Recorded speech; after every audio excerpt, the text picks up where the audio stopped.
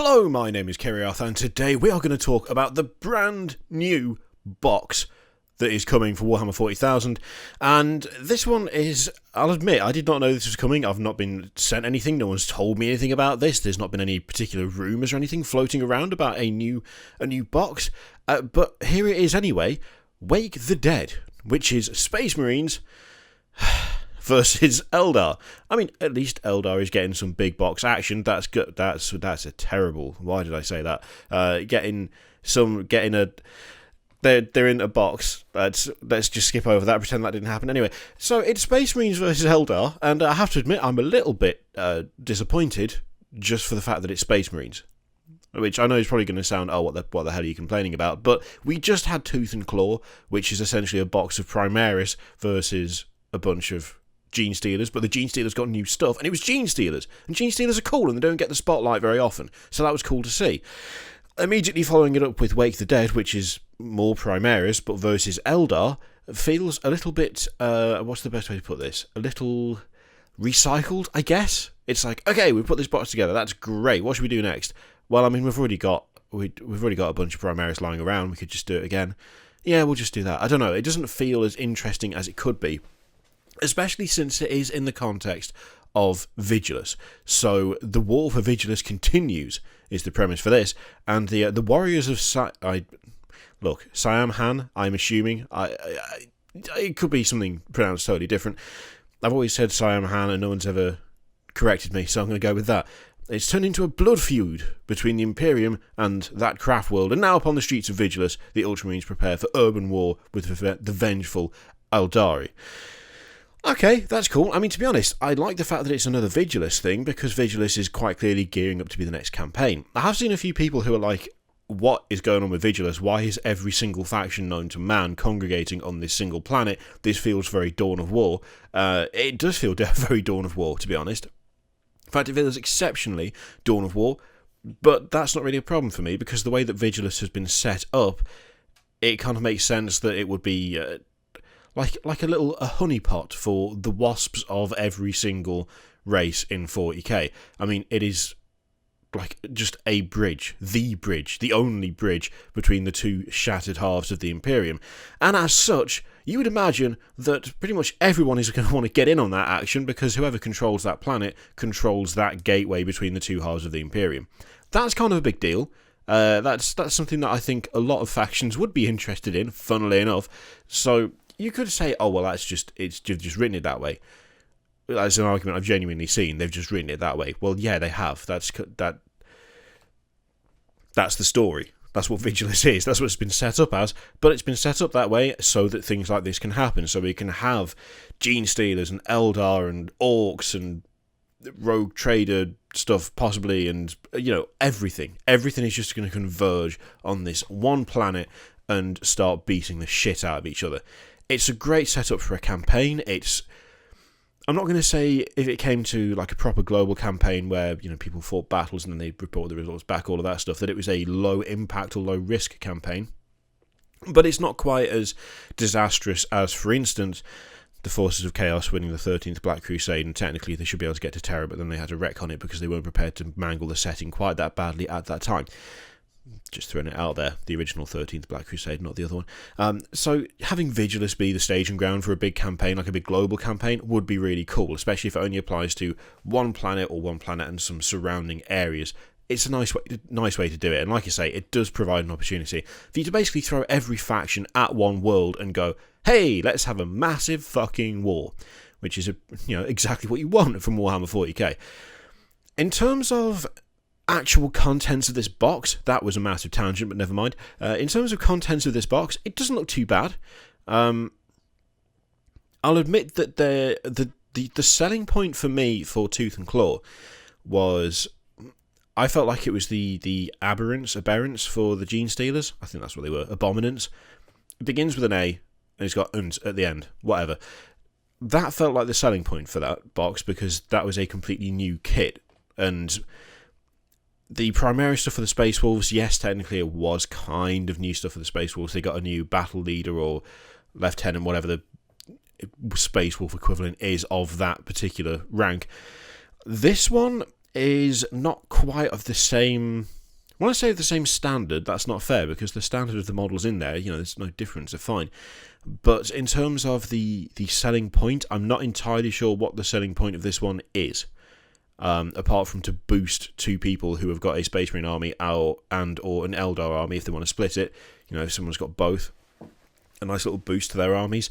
There's nothing really new in there. There is a new plastic character in the form of a Primaris Lieutenant, and there is a Spirit Seer, but that's it. There are no other new models in here. Instead, what you've got is, you've got 5 Intercessors, you've got 5 Reavers, you've got 3 Inceptors. I always want to say Interceptors, but I can't because that's not the name of the unit, and the new Lieutenant.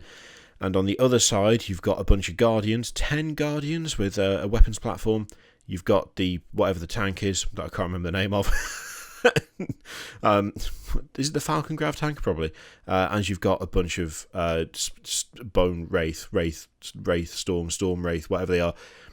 Look, I don't play Eldar. The big guys, the massive ones, the ones that were a bit horrendous for a while. It's not. It sounds harsh, but it's just not an interesting box to me, this one. I mean, it's okay, and to be honest, even though I am literally complaining about it as we speak, I'm not going to complain about new boxes. I might complain about the contents. I might say that the contents are not what I'd like to see, that they're not that imaginative, that I don't feel as though a huge amount of thought has been put into them.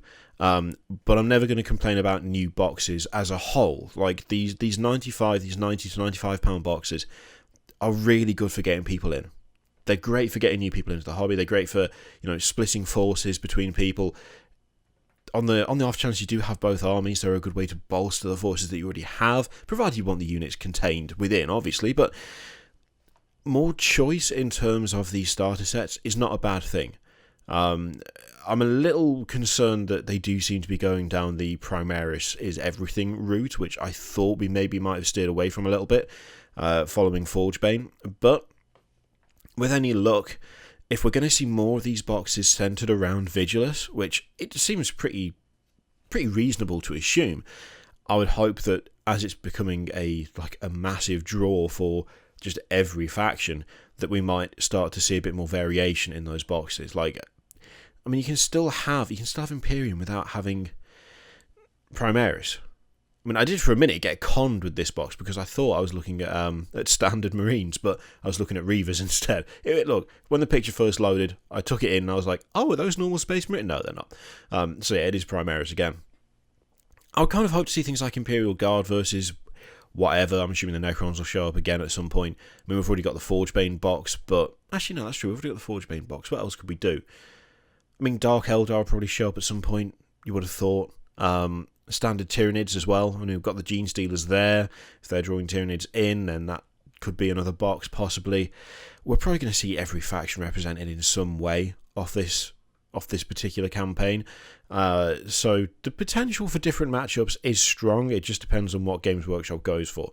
I just hope it's not always Primaris, because that gets stale real quick, and it doesn't provide the amount of choice that I would want to see from these things. On top of that, there is also a couple of new kill teams. There's a Necron kill team and a Tau kill team, and they previewed the Commander stuff for kill team as well at the Kill Team Weekender event.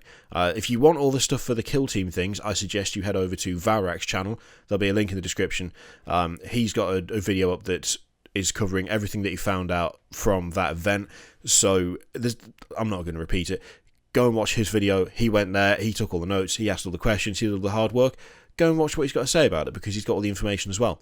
I'm kind of looking forward to seeing the rest of what happens with the Vigilus stuff, if I'm honest. As I say, a little unsure of this box. A little bit more choice is good, but it doesn't feel that exciting, that different. But there is so much potential from Vigilus, from that storyline, and from the different matchups that you could find from it. I'm really interested to see if, after we have the Speed Freaks drop, because when that happens, that's going to be, I'd imagine, pretty damn popular. A kind of reimagining of Gorka Morka would be. I'd be interested to see whether we see a box a bit further on in the year. We've got, 3 months left in the year? Yeah, so about three and a bit months. I'd be interested to see if we didn't see a proper big, again, £95 box with orcs and something else. I mean, with the release of the Orc Codex, it kind of makes sense to do that. This one came out of nowhere a little bit. The Tooth and Claw one, I felt made sense for the point where it was released. I'd be really interested to see if we have a proper orc box, and if so, given the last two have been Primaris versus whatever, it would be interesting to see if they went a little bit different with orcs.